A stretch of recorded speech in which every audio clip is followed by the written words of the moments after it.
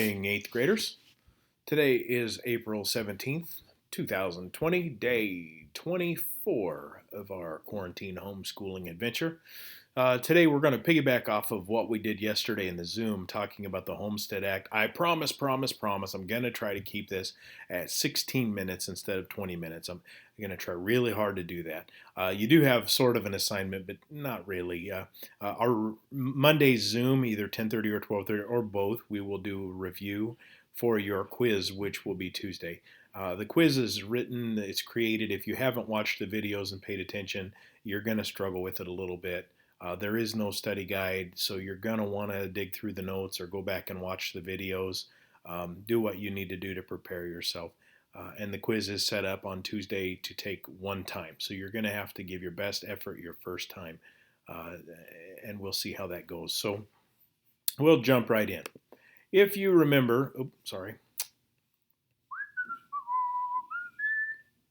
If you remember yesterday during Zoom, we took a look at this picture and we talked about how this picture has at least quite a bit of significance to me because for those of you that did not come to my Zoom, I know this picture was taken in central Nebraska in about 1914.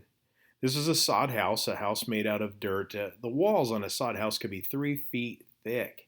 So great insulation, very cool in the summer and warm in the winter. You see a stovepipe sticking out. You can see grass growing on the roof. Very little wood because they live on the plains. They don't have access to lumber.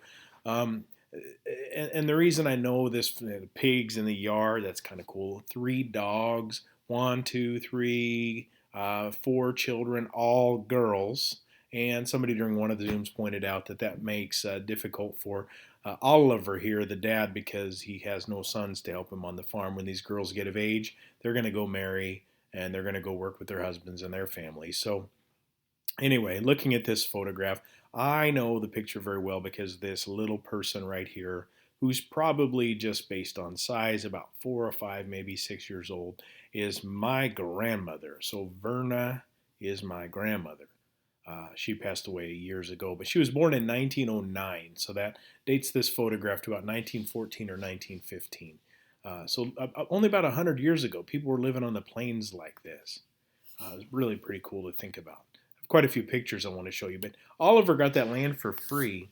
The government was having trouble getting rid of the land, and they really wanted it settled, well, for multitudes of reasons. To get people spread out across the country, to make the country more productive, to give purpose to the railroads, maybe even a little bit to control the Native Americans. So they started to give away gigantic tracts of land. And anytime any of us hear free, it doesn't even matter if we're really that interested in it, we're going to take advantage of it. A free kick in the pants. Well, people come running for that. I'm just kidding. But you could get 160 acres. Remember, an acre is just a little bit bigger than a football field of land, which would be more than enough for any farmer back in the late 1800s, early 1900s. 160 acres for free if you met some simple requirements. First of all, you had to live on the land for 5 years, pay a small fee, I guess, to file a claim for a homestead. You have to live on the land for 5 years. Which that could be difficult, and maybe that's why they live in a dirt house. You have to make improvements, so you have to have at least a 12-foot by 14-foot house. Even if we go back and look at Oliver's house, you can see that there may have been an addition added on based on, there's kind of a lump in the roof and the sod's a little uneven. You have to dig a well or have a source of water. You have to make improvements so that you can demonstrate that you've attempted to live off of the land. So there were people that did cheat the system and get the land, and then after 5 years, when it was deeded to them and their name was officially on it, they would sell it and make money. About $1 an acre, but $160 was $160. So I have a lot of pictures to go through with you, but to give you an idea of the size, I'm sure these are big horses, but his house is only as tall as his horses. This guy's name is Daniel Freeman. Daniel Freeman, believe it or not, was the first person in America to file for a homestead, to claim the free land. And he did it near what is Homestead National Monument near Beatrice, Nebraska today. He was waiting in line. I can't remember if it's Gage County. That doesn't sound right, but he was waiting in line at the county courthouse at 12:01, so at midnight, waiting in line for this law to take effect so he could be the first person to claim a homestead. That's why Homestead National Monument is near Beatrice. But Daniel Freeman had a lot of skills. He was a farmer. He had fought in the Civil War, considered himself to be a doctor, a coroner. That might be a new word for some of you. A coroner is someone who determines the cause of death of somebody. He saw himself as a sheriff, so this guy was kind of a beast. Interestingly enough, the first African American to file for a homestead claim, his name was Robert Anderson, which was also, if you remember, the name of the leader at Fort Sumter for the Union troops. Anyway, that has nothing to do with anything. Just kind of curious. This is his application. It is application number 1 at the Homestead Land Office in Brownsville, Nebraska, January 1st, 1860 something. I, Daniel Freeman of Gage County, I was right, Nebraska Territory, do hereby apply blah, blah, blah. And then he signs it Daniel Freeman. This is what a picture of what his homestead was supposed to look like. It's actually off of a postcard. This is a reconstruction of Daniel Freeman's log cabin. Pretty high class there. Probably went from, here-ish, added on a little bit, and then put this nice brick upper on it. But that's a reconstruction. His cabin does not exist. The first female homesteader was a woman named Mary Meyer. She was one of Freeman's neighbors. Almost a quarter of Nebraska's homesteaders were women. So females had sort of almost equal opportunity on the plains as males did. And Mary Meyer was a powerful woman because of that. Once you own land, it brings equality to things. Land is power. If you own land, you have something solid that is yours. It gave Mary Freeman social and political and economic power. And women that owned land oftentimes in some states had the right to vote decades before the Constitution forcefully gives females the right to vote. So landowning women were strong. So those women in Nebraska were sort of pace setters for women's rights movements. And when women come along, things change. They demand schools, they demand hospitals and social services, things that the men might just kind of ignore. And I can't remember when we talked about the gold rush to California in the 1850s, if we discussed this, but gold mining boom towns in California or Colorado or Nevada, wherever they might be, were a mess. Because the first people there, the first settlers, mostly were men. And men, didn't care about taking care of the basic necessities. They didn't need schools because there were no children, hospitals, so those things weren't that important to the men. And I kind of give the example when I was in 7th grade, my mother went off to college and she had to live off campus, but it was 2 hours away, so she didn't drive home every day. She lived in another town. She'd leave on Sunday night and she'd come home Friday night. And on the weekend, she would be with us. But I'm going to tell you, I have 3 brothers, and so the 4 of us and my father, we tried our hardest, but we were slobs. And we knew by about Thursday night we better vacuum the floor and do the dishes and wash the counters. And inevitably, it didn't matter how hard we tried. When my mother came home on Friday night, it was never good enough, There's underwear hanging from the ceiling fan. My little brother's taped to the wall. Anyway, once the women show up, things change. Behaviors change. The food we ate changed. I'm going to tell you, my dad was the cook of the house, and pretty much our meals were meat. If you want a vegetable, you better make it yourself. When my mom came home, we ate better. We used nicer words when we talked to each other. All of those things changed. So having females around does make a difference. This is what Mary Meyer showed the government for improvements. She had a 16 by 26 house, which is much bigger than the requirement. She had fruit trees, grapevines. 35 of her 160 acres were tilled. That means she was farming them. A corral for horses, a corn crib. That's an old version of a grain bin, except it's sort of like a barn. A chicken coop and a well. So Mary Meyer had done her work. And then 2 people, including Daniel Freeman, signed her application so she could get her free land. A lot of photographs. This is kind of a cool one. Many of you in the Zoom said that my grandmother's father, my great-grandfather, Oliver looked like he must be poor. Well, compare his house to this guy. Yeah, it's this guy looks more like a hobbit than a human. This is a pretty nice house. Kind of got an odd shape to it, but it makes the roof maybe a little bit stronger. Get the two little girls, and they're dressed very nice. In fact, the mama's got a nice dress on, and even dad here's got some nice clothes on. Obviously, they don't have a very good mower, or they need to sharpen the blade, but that's a pretty cool picture. Um, Most of the time when photographs were taken, people had their prized possessions with them. They wanted to show, if they were to take this picture and send it to their family back east, that they were prospering, that they were doing well. So this is probably their prized team of horses, and they're probably wearing their nicest clothes. Maybe that's why the pigs were in the front yard in my great-grandfather's picture. Same thing here. I think this is kind of funny. You got mom and dad clear over here, little sister with a stick, dog. And then you get the baby just sitting here in the high chair.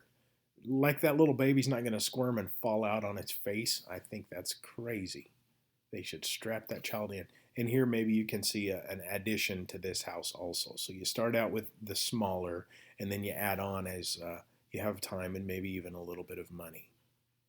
A house in North Dakota. Solomon Butcher was a photographer that oftentimes roamed around on the plains just taking pictures of this, which we have a great deal of history because of. He actually tried to homestead, and I think there might be a picture later on in the slideshow that shows this, and was a failure. So that's kind of an interesting / sad story. But as a result of Solomon Butcher, we have a lot of cool photographs of sod houses. This one's kind of cool. It's sort of half sod house and half dugout, which means it's built into the hillside. And somewhere probably farther north, you see the elk antlers up here on the roof. How about this? A Solomon Butcher photo. Very nice picture, but it's near Sargent, Nebraska in Custer County. There's a cow on the freaking roof. Come on now.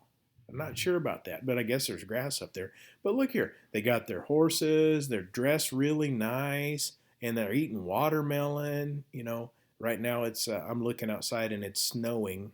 I'm creating this on Thursday evening, and I'm wishing it was nice enough out to be sitting outside having some watermelon. That sounds really good right now. This is the Solomon Butcher picture that I was talking about. Tried to stake a claim in Nebraska, but he hated it. He gave up and went back to school in Minnesota. About a photography kit and came back to Nebraska, but he kind of had a hobbit hole. So this is my first house in Nebraska, built from Nebraska brick, which Nebraska brick would be sod. He lasted 2 weeks in his hobbit hole. I think I can do better than 2 weeks, even in his hobbit hole. Check this one out. This one is 2 stories tall, and it's finished off with a wood frame. They've got a beautiful windmill hill here, a great big team of ponies, horses. They're probably very prosperous farm. This one's kind of cool. 164.5 million acres claimed between 1901 and 1925. And you look here from 1926, 1921 here, all the way earlier back to about 1900 was the peak of the claims. Oh, look at this. Even in 1960, 238,000 acres were claimed. So it wasn't that long ago when homesteading was viable. Acreage per state. Look at this. The state with the most acres homesteaded, Nebraska. Or percentage-wise, 45% of Nebraska was given away for free. And then a significant portion of the part that wasn't given away was railroad land. So you look at some of the others, why is Iowa so low?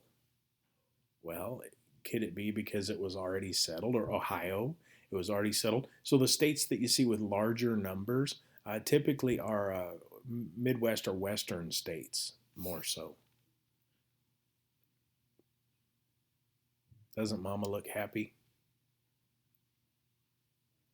How about this? This is kind of an odd picture, but it's a teeny tiny house, and the photo is only 4 women. I don't know what's going on there, but maybe their husbands are like, hey, take a picture of our wives. I don't know what's going on. These people here, this is a really great picture, so you can see the bricks of sod as they're laid out. anywhere between 4 and 6 inches thick, and usually 3 feet thick in the house. I'll take this one. It looks a little bigger. These men are all wearing suits, the women dresses. This is called a grindstones for used for sharpening knives and axes and farm implements. You sit here on this thing and you pump up and down on this with your feet, and it spins this grinding wheel, grinding stone, and that's how you sharpen stuff. This poor house got wooden braces holding it up. You can even see the grass sticking out from the sides of the house on this one. It really holds the sod together. It doesn't fall apart very easily. This woman's got boulders holding her roof down. She's about as tall as the house, so it wouldn't be very comfortable to be in it, but nice thick walls. You can see the thickness here where it dips back into the window, and here would be the stovepipe. School. A nice sod house for a school. I would love it if we could get together in a sod house and have school, just so I could have you guys for some company. I stopped up at the school today to pick up some supplies that I needed. It's like a ghost town up there. It's sad. It's really sad. I miss having you guys around. Sod School in Beaver County, Oklahoma. That's a nice looking building. More sod schools. This one's kind of cool. There was a town in Nebraska, north central Nebraska, called DeWitt, that was settled almost entirely by African Americans. And it never really prospered that much, but from 1907 to 1936, it had to be abandoned. 1936 was the peak of the Great Depression. Farm prices were down. There was sort of a drought that hit Nebraska pretty hard.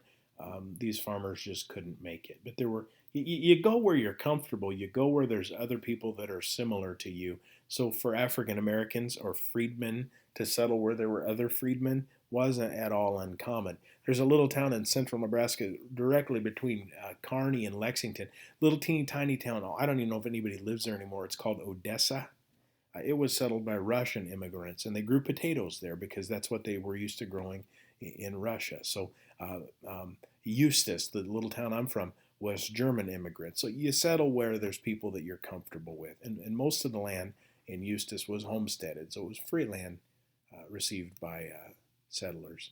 Another Solomon Butcher photo of DeWitt, African American settlers. And they must have been prosperous. They got a big mound of hay back here, horses, a big wooden windmill. It looks like they were doing very well. Oh, look at the fancy things. This person, that lady looks kind of like Kyle. Nice. That she has a parasol to keep her shaded from the sun. Beautiful dresses. Look at this nice tablecloth. I'm not sure what they're eating. There may be watermelon again. And then they even have pets, little pet birds.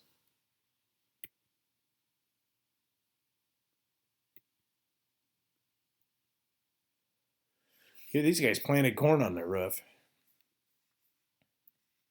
Nice. And they got watermelons too. Everybody's got watermelons. Must be hungry for some watermelon. This is a teeny tiny house. Got a dog, horses, little well here. Guy must have shot an elk or something. Pretty nice place. Again, two brothers here. A big mountain of hay they've harvested. They've got a nice solid looking house. Another really nice looking house. Really easy to see the sod in this one too. Must have a level of prosperity to be able to afford the lumber. It could possibly be two families even, with a staircase going up on the outside and a nice real brick fireplace. This house was really cool. West central border of Nebraska. Goshen County, Wyoming. They even got some architectural design to it. Really pretty cool. Here's a house right at the base of Chimney Rock. A lot of cattle. It must be a prosperity there. This was staged to show tension between farmers and ranchers. So farmers put up the fence and ranchers come through and cut the fences. And there was advertising to get people to go take homesteads. So Homestead Act posters. Iowa, Nebraska, millions of acres for sale on 10 years credit. The Burlington and Missouri River Railroad Company. So this one's not for homestead. This one's for the Burlington Railroad Company selling some of their land. 6 cents interest or 6% interest That's pretty high for today, but probably not bad historically. And the end of homesteading by January 1st, 1863 to 1986, 123 years. 2 million individuals filed claims. 270 to 285 million acres, which is 8% of the United States, was given away for free. The last claim was filed in 1974 by a man in Alaska named Kenneth Deerdorf.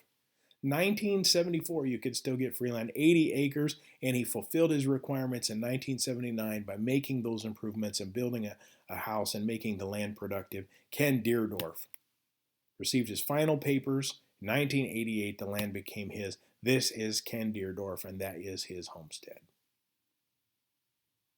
So I'm going to stop there today. That leaves us just with a few slides left and Oklahoma Land Rush, which is kind of fun. We'll finish that up on Monday in a video. On Monday, we'll do a review with Kahoot during Zoom, so please show up for that. And we'll take our test or our quiz over Chapter 18 on Tuesday. You guys have a great weekend. Hopefully we're going to have some nice